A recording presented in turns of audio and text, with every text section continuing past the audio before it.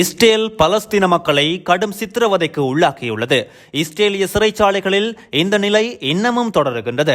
1948 பலஸ்தீன மக்களை அவர்களது தாயக பூமியிலிருந்து பலவந்தமாக வெளியேற்றிவிட்டு நாடோடி குடியேற்ற யூதர்களுக்காக உருவாக்கப்பட்ட செயற்கை நாடான இஸ்ரேலில் அதன் உருவாக்கம் முதல் இந்த நிலை தொடர்கின்றது.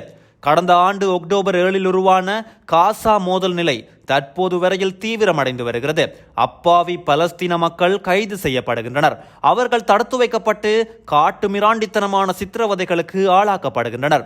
இருந்தும் கூட பலஸ்தீன மக்கள் படுகொலை செய்யப்படுவதற்காக அமெரிக்காவும் ஐரோப்பாவும் மிக நவீன நாசகார ஆயுதங்களையும் விநியோகித்து வருகிறது.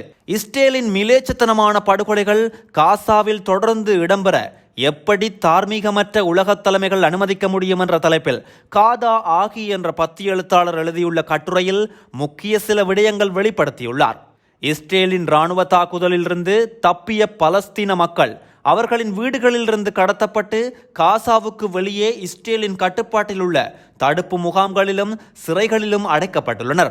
தாக்குதலிலிருந்து உயிரை கையில் பிடித்துக் கொண்டு தப்பிய பலருக்கு இந்த கடத்தலிலிருந்து தப்பித்துக் கொள்ள முடியாமல் போயுள்ளது என்று அவர் குறிப்பிட்டுள்ளார். 10 எழுத்தாளர் அகமது அலி லுப்னா மசர்வா மற்றும் சைமன் ஹூபா ஆகியோர் இணைந்து மிடில் ஈஸ்ட் ஐ இணையத்தில் வெளியிட்டுள்ள ஆக்கத்தில் பலஸ்தீனர்கள் இஸ்ரேலிய படைகளால் தடுத்து வைக்கப்பட்டு சித்திரவதை செய்யப்பட்டதோடு மட்டுமன்றி கொல்லப்பட்டுள்ளனர். அவர்கள் மிக தரக்குறைவான இடங்களில் தடுத்து வைக்கப்பட்டிருந்தனர் என்று குறிப்பிடப்பட்டுள்ளது. ஐரோப்பிய மனித உரிமை கண்காணிப்பு மையத்தின் தலைவர் ரமி அப்து இஸ்ரேலிலிருந்து விடுதலையாகி வந்த பலஸ்தீனர்கள் வழங்கியுள்ள சாட்சியங்களில் ஒழுங்கமைக்கப்பட்ட வகையிலான துஷ்பிரயோகங்களுக்கு ஆளாகியுள்ளமை தெரிய வந்துள்ளது. சித்திரவதைகளுக்காக மிக கொடுமையான முறைகள் பயன்படுத்தப்பட்டுள்ளன. பெண்கள், சிறுவர்கள், முதியவர்கள் மீது வேறுபாடுகளின்றி சித்திரவதைகள் இடம்பெற்றுள்ளன. இந்த செயற்பாடு அடிப்படை மனித உரிமைகள், மனித கௌரவம், சர்வதேச சட்டம் என்பனவற்றை மீறுகின்ற செயலாகும் என்று கூறியுள்ளார். தனது குடும்பத்தோடு அகதி முகாம் ஒன்றில் தஞ்சம் புகுந்திருந்த நிலையில் அங்கிருந்து பலவந்தமாக அழைத்து செல்லப்பட்ட பாதிக்கப்பட்ட ஒருவர் வழங்கியுள்ள வாக்குமூலத்தில் தனது கைகளும் கண்களும் கட்டப்பட்டு இரும்பு கூண்டொன்றுக்குள் 42 தினங்கள் தடுத்து வைக்கப்பட்டிருந்தேன் என்று தெரிவித்துள்ளார். அங்கு நடந்த விசாரணைகளின் போது என் மீது மின்சாரம் பாய்ச்சப்பட்டது, இராணுவ நாய்களை கொண்டு கடிக்க விடப்பட்டது என்றும் அவர் கூறியுள்ளார். இதையொத்த கருத்துக்களை விசாரணையிலிருந்து விடுதலையாகி வந்த பலரும் தெரிவித்துள்ளனர். அது மட்டுமன்றி அளவுக்கு அதிகமான ஓசையுடன் இசை ஒளிபரப்பப்பட்டு தங்களது உறக்கம் பறிக்கப்பட்டது என்றும் அவர் கூறியுள்ளார். ஜெனீவாவில் செயல்படும் ஜுரோமெட் மனித உரிமை கண்காணிப்பு மையத்தின் தகவல்களின்படி சிறையில் அடைக்கப்பட்டுள்ள பலஸ்தீன கைதிகளும் தடுத்து வைக்கப்பட்டுள்ளவர்களும் திட்டமிட்டபடி படுகொலை செய்யப்படுகின்றனர். சட்டத்தையும் நீதித்துறையையும் முற்றாக ஏமாற்றி தடுப்பு முகாம்களும் இரகசிய இடங்களும் செயல்படுகின்றன. இஸ்ரேலிய சிறைகளும் தடுப்பு முகாம்களும் மேலும் கொடூரமானவையாக மாறியுள்ளன. குவான்தனாமோ சிறைகளுக்கு ஒத்தவையாக இவை காணப்படுகின்றன. மனித கௌரவம் என்ற பேச்சுக்கே அங்கு இடமில்லை. மனித உரிமைகள் மீறப்படுவது அங்கே சர்வசாதாரணமாக உள்ளது. மிகவும் மோசமான பயங்கரமான சித்திரவதை வடிவங்கள் அன்றாடம் அரங்கேற்றப்படுகின்றன. அவை படுகொலைகளில் முடிவடைகின்றன என்றும் அந்த அமைப்பு குறிப்பிட்டுள்ளது. மேற்கு கரையின் பலஸ்தீன கிராமமான கல்கியாவில் இஸ்ரேல் படைகள் 14 வயதான மஜித் என்ற பலஸ்தீன சிறுவனை மிக மோசமாக தாக்கியுள்ளனர். வீதியால் சென்று கொண்டிருந்த குறித்த சிறுவனும் அவனது நண்பர்களும் இஸ்ரேல் பாதுகாப்பு வாகனம் தங்களை நெருங்கி வருவதை அவதானித்து அச்சம் கொண்டு ஓடத் தொடங்கியுள்ளனர். அதில் ஒரு வாகனம் அவனை மோதி தள்ளியுள்ளது. இதனால் குறித்த சிறுவன் கீழே விழவும் அவனது நண்பர்கள் ஓடி தப்பிவிட்டனர். அந்த பாதுகாப்பு வாகனங்களில் இருந்து இறங்கிய இஸ்ரேலிய படை வீரர்கள் பலர் அவனை சுற்றி வளைத்து மோசமாக தாக்கியுள்ளனர். மஜ்தி வலி தாங்காமல் துடித்துக் கொண்டிருந்த போது அவனது கண்கள் கட்டப்பட்டு கைவிலங்கிடப்பட்டு இராணுவ வாகனத்துக்குள் தூக்கி வீசப்பட்டு அதற்குள்ளும் அவர் மீது தாக்குதல் நடத்தப்பட்டுள்ளது. இவ்வாறு இஸ்ரேலிய படை வீரர்களால் தனக்கு இழைக்கப்பட்ட கொடுமைகளை அந்த சிறுவனே சாட்சியம் அளித்துள்ளான்.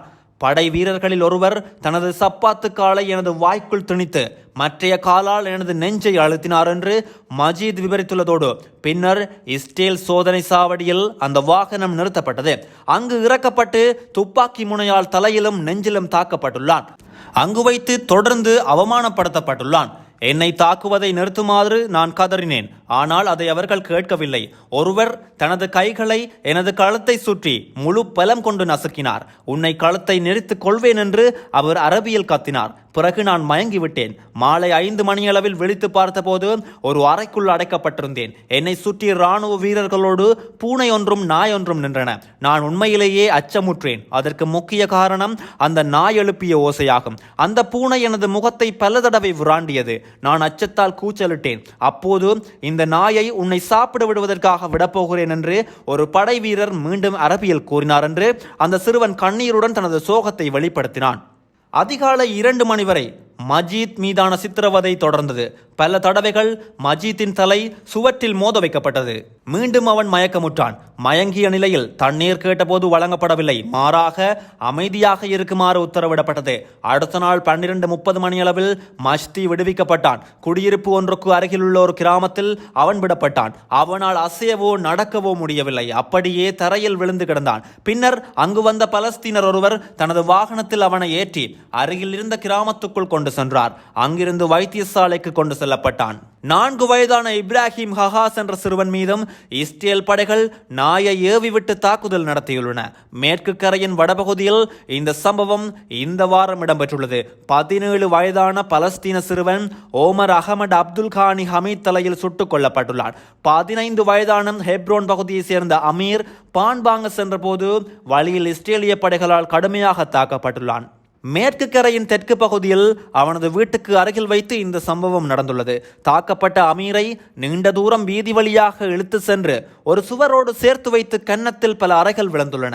பின்னர் வயிற்றிலும் முகத்திலும் சரமாரியாக குத்துக்கள் விழுந்துள்ளன. இப்போது அவன் சுவாசிக்க முடியாமல் கஷ்டப்படுகின்றான். கண் பார்வையையும் இழந்துள்ளான். இவ்வாறான நிலைமைகள் தொடர்கின்றன. பலஸ்தீன சிறுவர்களின் இன்றைய பரிதாப நிலை இதுதான்.